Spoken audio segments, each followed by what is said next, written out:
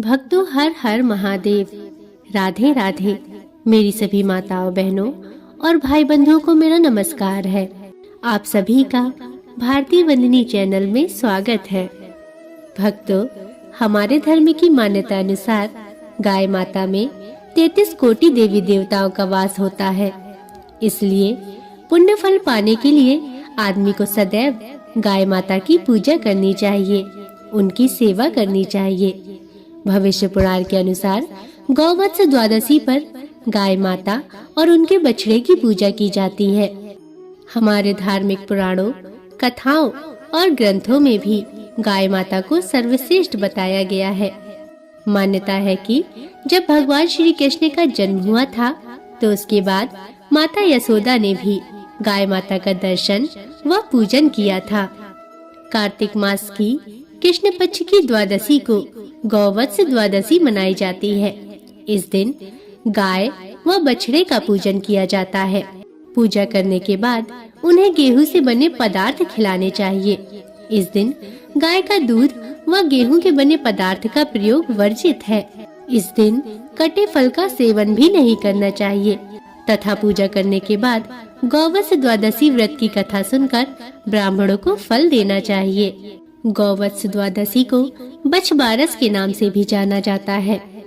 भक्तों, सामान्य तौर पर सभी भक्त गौवत्स द्वादशी की एक ही कथा का रसपान करते हैं, परंतु आज मैं आप सभी को गौवत्स द्वादशी में सुनी जाने वाली सभी 7 कथाओं का रसपान कराने जा रही हूँ। अतः आपसे निवेदन है कि वीडियो को अंत तक देखिएगा, परंतु उससे पहले यदि आप चैनल पर नए हैं या अभी तक आपने चैनल को सब्सक्राइब नहीं किया है तो कृपया करके चैनल को सब्सक्राइब अवश्य कर लीजिएगा और बगल में बनी हुई घंटी को जरूर दबा दीजिएगा ताकि मैं आपके लिए ऐसे ही पवित्र कथा कहानियाँ लाती रहूं। तो चलिए सुनते हैं गौवत्स द्वादशी की प्रथम कथा। एक बार की बात है, एक गांव में भीषण अकाल पड़ा। वहां के साहूकार ने गांव में एक बड़ा तालाब बनवाया, परंतु उसमें पानी नहीं आया। साहूकार ने पंडितों को बुलाया और उनसे उपाय पूछा। तब पंडितों ने बताया कि तुम्हारे जो 2 पोते हैं उनमें से किसी एक की बलि दे दो तो पानी आ सकता है। साहूकार ने सोचा, कुछ भी हो जाए, गांव की भलाई के लिए तो सब कुछ करना चाहिए। ऐसा विचार करके साहूकार ने कुछ बहाना बनाया और बहाना करके बहू को उसके पीहर भेज दिया। उसके साथ एक पोते को भी भेज दिया जिसका नाम हंसराज था और एक पोते को अपने पास रख लिया जिसका नाम बछराज था। साहूकार ने कड़े मन से गांव की भलाई के लिए बछराज की बलि दे दी। बछराज की बलि के प्रभाव से तालाब में पानी भी आ गया। तालाब में पानी आने की खुशी में साहूकार ने तालाब पर एक बड़े यज्ञ का आयोजन किया, लेकिन झिझक के कारण अपनी बहू को बुलावा नहीं भेज पाया। वहां दूसरी ओर तालाब में आयोजन की सूचना सुनकर बहू के भाई ने कहा, बहन, तेरे यहाँ इतना बड़ा उत्सव हो रहा है, तुझे क्यों नहीं बुलाया? देख, मुझे बुलाया है और मैं जा रहा हूँ। तब बहू बोली, भैया, बहुत से काम होते हैं, इसलिए वे लोग भूल गए होंगे। अपने घर जाने में आखिर कैसी शर्म, चलो मैं भी आपके साथ चलती हूँ। इस प्रकार जब बहू घर पहुँची तो सास ससुर डरने लगे कि बहू को क्या जवाब देंगे। फिर भी सास बोली, बहू, चलो बछबारस की पूजा करने के लिए तालाब पर चलें। दोनों सास बहू ने जाकर तालाब पर पूजा की। वहाँ सास ने बहू से कहा, बहू, तालाब के किनार को खंडित कर दो। तब बहू बोली, मेरे तो हंसराज और बछराज है, फिर मुझसे किनार खंडित करने के लिए आप क्यों कह रही हो? तब सास बोली, जैसा मैंने कहा है तुम वैसा ही करो। बहू ने सास की बात मानते हुए किनार खंडित की और बोली, आओ मेरे हंसराज, आओ मेरे बछराज, लड्डू उठाओ। यह सुनकर सास मन ही मन भगवान से प्रार्थना करने लगी, हे बछबारस माता, मेरी लाज रखना। हे बछबारस माता, मेरी लाज रखना। भगवान की कृपा हुई। तालाब की मिट्टी में लिपटा हुआ बच्छराज और हंसराज दोनों दौड़ते हुए वहां आ गए। उसे मिट्टी में लिपटा हुआ देख बहू पूछने लगी, सासू जी ये सब क्या है? सास ने बहू को सारी बात बताई और कहा, भगवान ने मेरी सत को रखा है। आज भगवान की कृपा से सब कुशल मंगल है। हे बछवारस माता, जैसे सास का सत रखा वैसा सबका रखना। खोटी की खरी अधूरी की पूरी। बोलो बछवारस माता की जय। श्री कृष्ण भगवान की जय। भक्तों, अब मैं आपको बछवारस की दूसरी कहानी सुनाने जा रही हूँ, अतः पूरे भक्ति भाव से सुनिए। एक गांव में एक सास और एक बहू थी। सास को गाय चराने के लिए वन में जाना था। उसने बहू से कहा, बहू आज बछवारस है, मैं तो वन में जा रही हूँ, तो तुम गेहूं लाकर पका लेना और धान लाकर उछेड़ लेना। बहू काम में व्यस्त थी, उसने ध्यान से सुना नहीं। उसे लगा सास ने कहा है गेहूंला और धानुला को पका लेना। गेहूंला और धानुला उनके यहाँ गाय के दो बछड़ों के नाम थे। बहू को सही तो नहीं लग रहा था, पर उसे लगा कि सासू माँ ने कहा है, नहीं किया तो वे गुस्सा करेंगी, इसलिए उसने बछड़ों को काटकर पकने के लिए चढ़ा दिया। कुछ समय बाद सास वन से लौट आई और बहू से बोली, बहू तैयार हो जा, बछवारस की पूजा करनी है। इतना सुनकर बहू सास से बोली, सासू माँ वे बछड़े। बहू का इतना बोलना था कि सासू माँ ने उसकी बात काट दी और कहा, तू बछड़े को छोड़, पहले गाय की पूजा कर लेते हैं, फिर बछड़ों की पूजा करेंगे। ऐसा सुनकर बहू को अपनी गलती समझ आ गई। वह बहुत घबरा गई। मन ही मन भगवान से प्रार्थना करने लगी, हे भगवान मेरी लाज रखना, मुझसे गलती हो गई, मुझे क्षमा करना। भगवान को उसके भोलेपन पर दया आ गई और उनकी कृपा से हांडी में से जीवित बछड़े कूदकर बाहर निकल आए। सास ने जब यह सब देखा तो बहू से इसके बारे में पूछा, तो बहू ने सारी घटना सुना दी और कहा, भगवान ने मेरा सत रखा है जो बछड़ों को फिर से जीवित कर दिया। हे बछवारस माता, जैसे बहू की लाज रखी वैसी सबकी रखना। खोटी की खरी अधूरी की पूरी। बोलो बछवारस माता की जय। श्री कृष्ण भगवान की जय। भक्तों, अब मैं आपको बछवारस की तीसरी कथा सुनाने जा रही हूँ, अतः ध्यान पूर्वक सुनिए।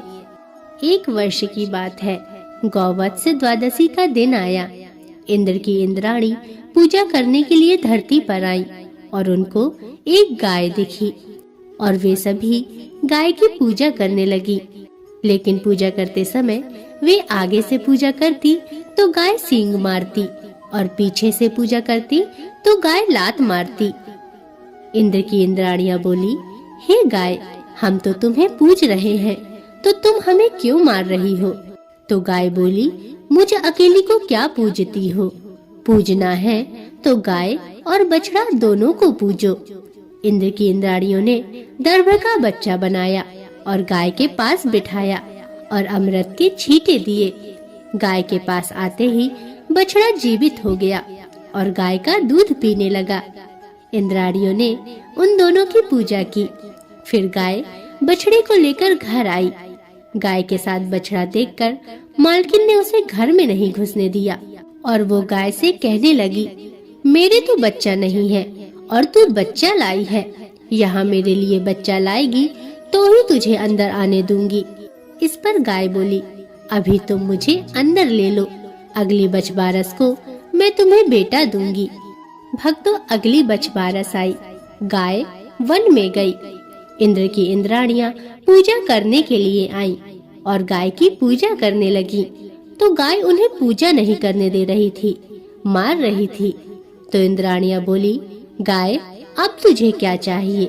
तो गाय बोली, पिछले वर्ष मुझे बच्चा दिया, अब मेरी मालकिन को भी बच्चा दो, नहीं तो वो मुझे घर में नहीं आने देगी, तभी मैं तुम सबको पूजा करने दूंगी।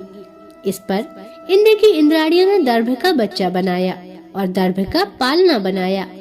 पालने को गाय के सींगों से बांधकर उसमें बच्चे को लिटाया और अमृत का छींटा दिया।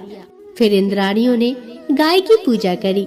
गाय बच्चे को लेकर घर गई तो सारी औरतें कहने लगी, सेठानी गाय तेरे लिए बच्चा लाई है, सेठानी गाय तेरे लिए बच्चा लाई है। सेठानी ने गाय को गाजे बाजे से सामने लिया और गाय ने सेठानी को बच्चा दिया। हे बछबारस माता, जैसे आपने सेठानी को बच्चा दिया वैसे सबको देना, सबको भरा पूरा रखना, खोटी की खरी अधूरी की पूरी। बछबारस माता की जय। श्री कृष्ण भगवान की जय। भक्तों, अब मैं आपको बछबारस की चौथी कथा सुनाने जा रही हूँ, अतः पूरे भक्ति भाव से सुनिए।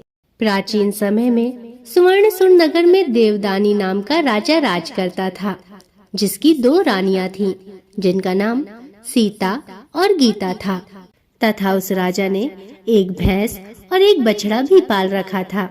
राजा की पहली रानी सीता भैंस की देखभाल करती थी और दूसरी रानी गीता उस बछड़े की देखभाल करती थी, तथा वह उस बछड़े को अपने पुत्र के समान प्यार भी करती थी। एक दिन की बात है, भैंस ने चुगली कर दी कि गीता रानी मुझसे ईर्ष्या करती है। ऐसा सुनकर सीता ने गाय के बछड़े को मारकर गेहूं के ढेर में छुपा दिया। रात्रि में जब राजा भोजन करने बैठा तब मांस की वर्षा होने लगी। राजा के महल के अंदर तथा बाहर चारों ओर रक्त और मांस दिखाई देने लगा और जिस थाली में भोजन परोसा गया उस थाली में मलमूत्र हो गया। यह देखकर राजा आश्चर्य में पड़ गया और कुछ भी समझ नहीं पा रहा था कि यह सब क्या हो रहा है। तभी अचानक आकाशवाणी हुई। आकाशवाणी बोली, हे राजन, तुम्हारी रानी सीता ने गाय के बछड़े को मारकर गेहूं के ढेर में छुपा दिया है और कल गौवत्स द्वादशी है। तुम इस भैंस को राज्य से बाहर करके गौवत्स पूजा करो और इस व्रत को पूरे नियमों के अनुसार पूरी श्रद्धा से करो। यदि तुम ऐसा करोगे तो तुम्हारे इस तप से वह बछड़ा पुनः जीवित हो जाएगा। इसके बाद दूसरे दिन राजा ने गौवत्स पूजा पूरी विधि विधान से की तथा पूरी श्रद्धा के अनुसार पूजा करी और अपने मन ही मन उस बछड़े को याद किया। जैसे ही राजा ने बछड़े को याद किया तो वह बछड़ा गेहूं के ढेर से निकलकर बाहर आ गया। यह देखकर राजा प्रसन्न हो गया और राजा ने अपने पूरे राज्य में आदेश दिया कि नगर के सभी निवासी गौवत्स द्वादशी व्रत का पालन करेंगे। हे बछबारस माता, जैसा राजा को दिया वैसे सबको देना, सब पर अपनी कृपा बनाए रखना। बछबारस माता की जय। श्री कृष्ण भगवान की जय। भक्तों, अब मैं आपको चौथी कथा सुनाने जा रही हूँ, अतः पूरे भक्ति भाव से सुनिए। मित्रों, जिस प्रकार कोई भी व्रत तब तक पूरा नहीं होता जब तक उसकी व्रत कथा न सुनी जाए, उसी प्रकार कोई भी व्रत कथा तब तक संपूर्ण नहीं होती जब तक विनायक जी की कथा न सुनी जाए।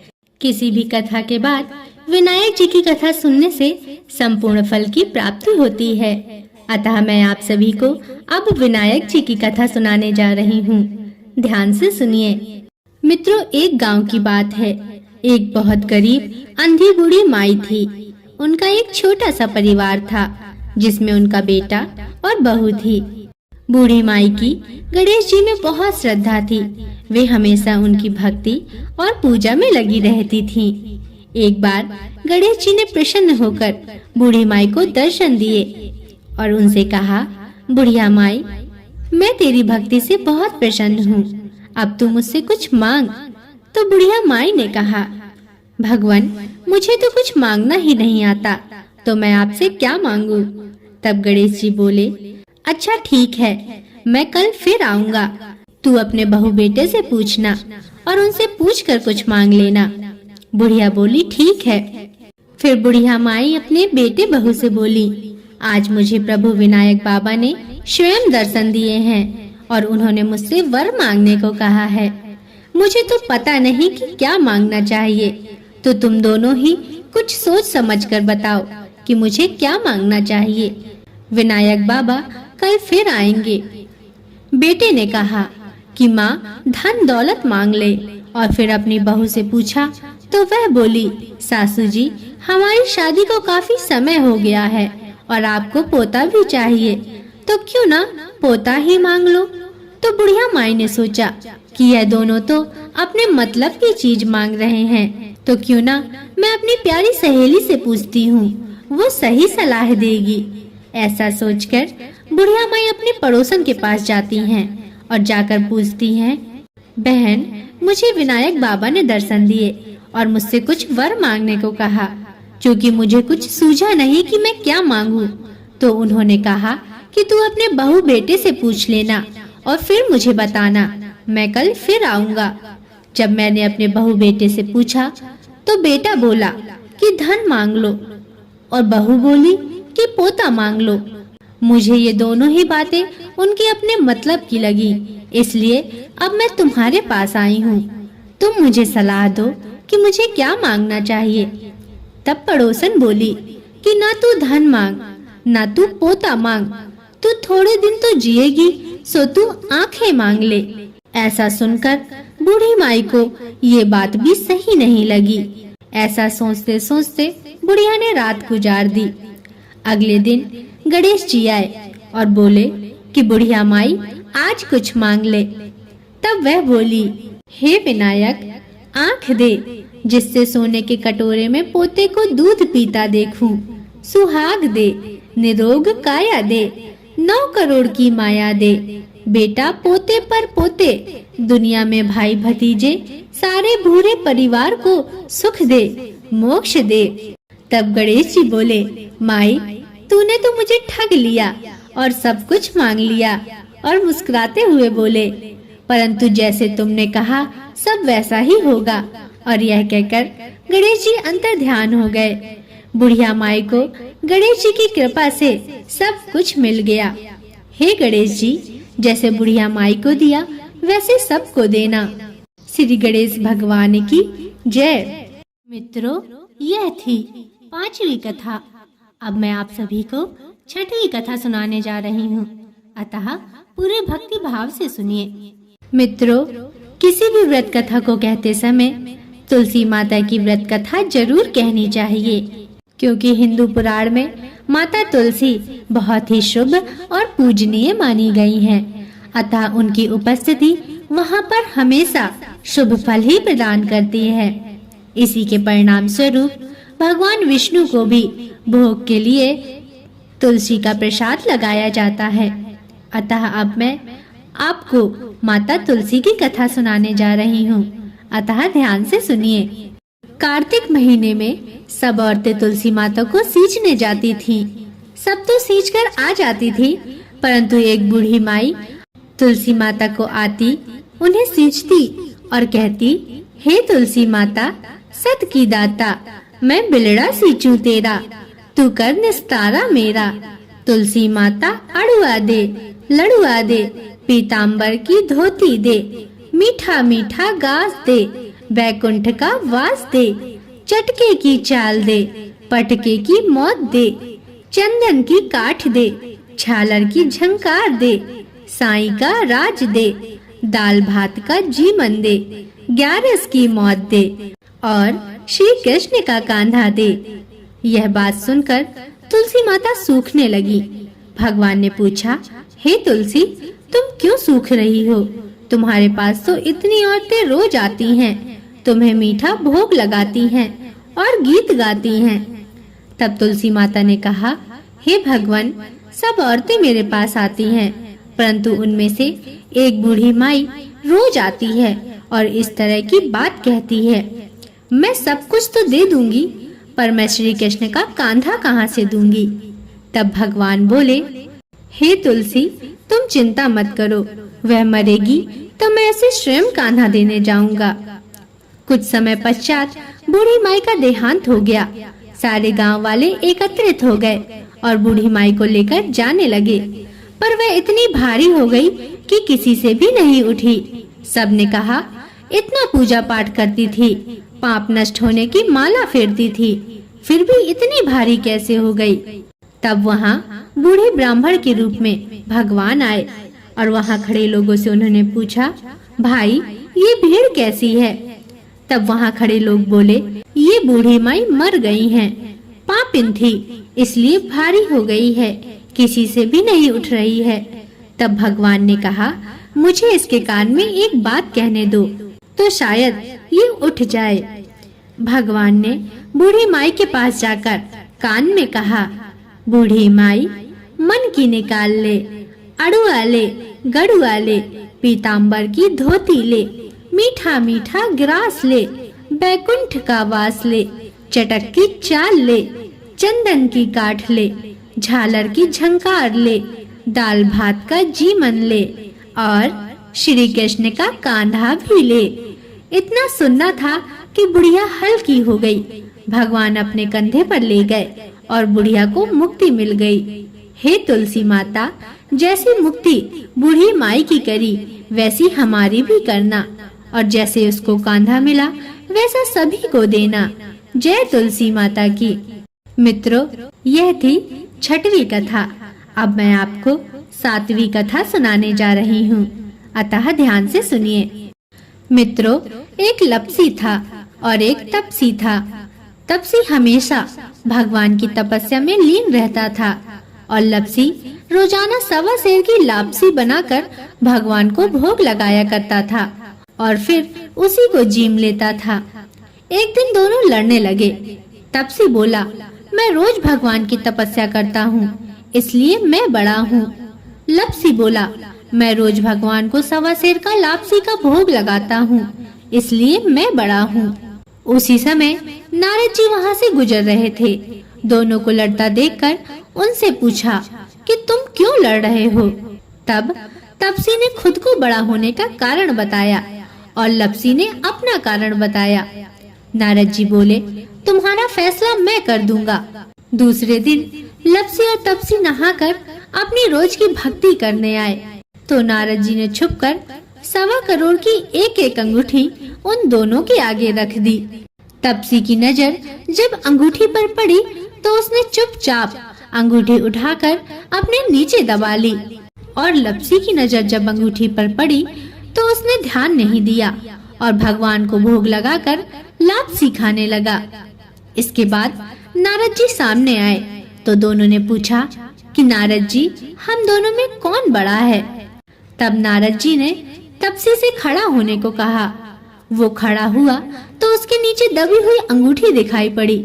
नारद जी ने तपसी से कहा, तपस्या करने के बाद भी तुम्हारी चोरी करने की आदत नहीं गई, इसलिए लपसी बड़ा है और तुम्हें तुम्हारी तपस्या का कोई भी फल नहीं मिलेगा। तपसी बहुत शर्मिंदा हुआ और शर्मिंदा होकर माफी मांगने लगा। उसने नारद जी से पूछा, हे नारद जी, मुझे मेरी तपस्या का फल कैसे मिलेगा। तब नारद जी ने कहा, यदि कोई गाय और कुत्ते की रोटी नहीं बनाएगा तो फल तुझे मिलेगा। यदि कोई ब्राह्मण को भोजन करवाकर दक्षिणा नहीं देगा तो फल तुझे मिलेगा, और यदि कोई साड़ी के साथ ब्लाउज नहीं देगा तो फल तुझे मिलेगा, और कोई यदि दिए से दिया जलाएगा तो फल तुझे मिलेगा, और यदि कोई सारी कहानी सुन ले लेकिन तुम्हारी कथा नहीं सुनेगा तो फल तुझे मिलेगा। मित्रों, उसी दिन से हर व्रत कथा कहानी के साथ लपसी तपसी की कहानी भी सुनी और कही जाती है। अतः लपसी तपसी की कहानी के साथ व्रत कथा का संपूर्ण फल प्राप्त होता है। भक्तों, यह थी गौवत्स द्वादशी की संपूर्ण 7 कथाएं। आशा करती हूँ आपको कथाएं पसंद आई होंगी। अगर इसमें कोई त्रुटियां हैं तो मुझे क्षमा करें और वीडियो को लाइक करके चैनल को सब्सक्राइब अवश्य करें और कमेंट में हमें बताएं कि आपको कथाएं कैसी लगी, और कमेंट में जरूर लिखें। हर हर महादेव, राधे राधे, बछबारस माता की जय, श्री कृष्ण भगवान की जय। अब अगले वीडियो तक के लिए नमस्कार।